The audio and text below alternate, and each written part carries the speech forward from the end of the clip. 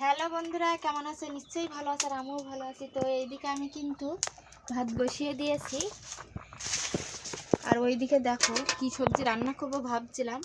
তো এইদিকে কিন্তু এটা দেখো, এটা হচ্ছে এর টক করবো। আর এইদিকে লাউ আছে, চুমড়ি আলু আছে, কলা আছে, সজনে ডাঁটা আছে, কাঁচা টমেটো পাকা হয়ে গেছে। দেখি কি রান্না করা যায়। তো চলো রান্না করবো তোমাদের আবার।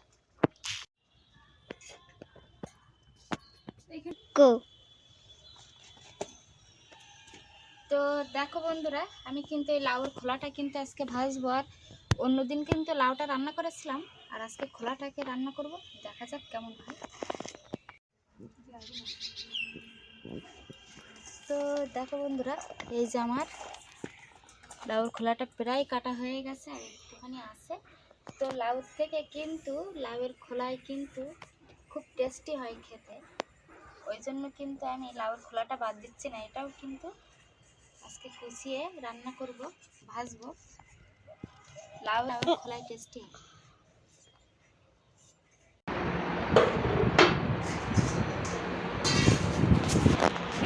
তো দেখো বন্ধুরা, এটা হচ্ছে আমরা টক, আর এটা কলা আলু ডাঁটা দিয়ে তেতো, আর এটা হচ্ছে লাউয়ের খোলা ভাজা। তা আমার এই রান্নার ভিডিও তোমাদের কেমন লেগেছে অবশ্যই কমেন্টে জানাবে।